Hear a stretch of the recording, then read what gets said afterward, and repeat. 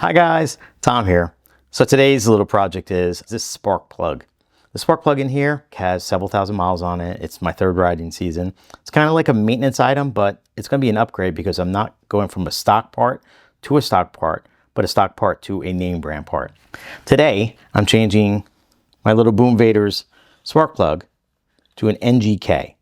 This is an Iridium plug, which means that it's like of the three common plugs you see, the regular copper, platinum, and then iridium, it's the one that usually lasts the longest. So you'll get life expectancies like what they say in cars, like 20,000, 60,000, and then 100,000. I don't know what it is as far as motorcycles. However, I figure that this is probably going to be the last spark plug change I'll be doing on this bike. So make sure I get the proper spark plug. The one I went with is CR7HIX. So right out of the box, a lot of times these spark plugs are already gap. However, we're going to check the ignition plate on the swing arm and we'll see what the gap is that's recommended. All right, so if we go to the swing arm right here, we can see that there's a spark plug gap information, 0.6 millimeters to 0.7 millimeters. What we'll do is we'll check our spark plug and make sure it's properly gapped for this distance. All right, so we got where the gap is recommended 0.6 to 0.7 millimeters on a spark plug. So they have lots of different gapping tools out there. This one here happens to have the right range. These little wires are different thicknesses. 0.635, that's this one right here with my spark plug. Basically just gonna try to see if I can fit this wire between this 0.635, has slight drag. So this looks like to be between 0.6 and 0.7 millimeters. So we're going to be putting this spark plug in, replacing the stock one. So when removing the spark plug boot, don't grab by the wire. The conductor is very thin. If you break it, the spark has to now use energy to jump the gap. You can get some localized hot spots and prematurely wears the wire out, and then you lose energy and the engine doesn't run its tip-top performance. So grab it by the boot, pop it right off, look inside for any damage, any foreign material, any heavy carbon buildup. This looks good. So the spark plug boot is put out of the way. Spark plug wrench. Inside the spark plug wrench is a little rubber cushion to protect this ceramic insulator. So what we're going to do is just break it free.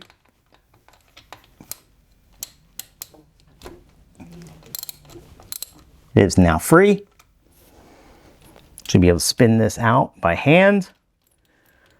Now the nice thing about pulling the spark plug is you can actually see what's going on inside the engine. Everybody who knows spark plugs looked right at that and said, yeah, too rich. So we're gonna have to do some tuning on the carburetor. Now, if there was like a lot of oil on here, that would be indication that some oil is getting past those rings and you have a lot of worn rings and you have some oil issue. If this was damaged, then something struck it. There's something inside there or the spark plug was too long. Now, of course, the opposite end for lean, this would look white, ashy. You might see some really shiny, the insulator would look very clear. The center part where the terminal is, there's a ceramic insulator in there. Everything be burned off. It'd be running a very hot engine. That could damage your engine as well. So rich, it's inefficient. Lean could lead towards engine damage. So if I had to choose which one, I would obviously go for the rich side. But I'd rather run normal, and the normal color is kind of a tan brown. So we got a lot of information out of the spark plug, probably more than you were considering. Just look at your spark plug when it comes out. This is the new spark plug. We made sure the gap is proper. Now, this is steel, and this is what appears to be aluminum. So remember something. These threads are going to be much harder than the threads that are inside your engine head. So if you over torque it or you cross thread it, you can damage the threads in your engine. So be very careful. And of course, since they're dissimilar metals, you can get a little bit of corrosion between them. So what I like to do is put a little anti-seize on these threads. And when I say a little, I mean a little. So there's the threads. There's a little brush inside. I'm just going to make a tiny, tiny touch. A lot of times, I end up wearing this. So this is an achievement. Now, just gonna make sure there's nothing cross-threaded. So we're gonna push this spark plug in till it's hand tight.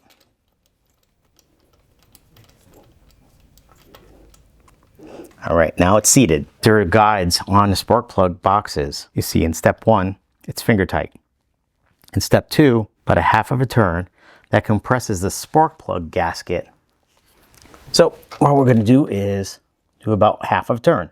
I'm going to break that into 2 1/4 turns. That's a quarter. That's a quarter. And that's it. This engine's pretty low to the ground, so this area is going to possibly get splashed with water. It could be worse, a lot of grime, material. What I want to do is protect this connection. So what I'm going to do is put some dielectric grease.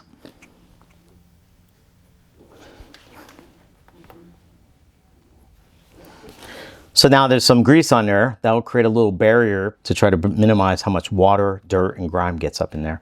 So no problems on just putting the boot back on, and you should hear a click. Should feel sturdy. Now the spark plug's on.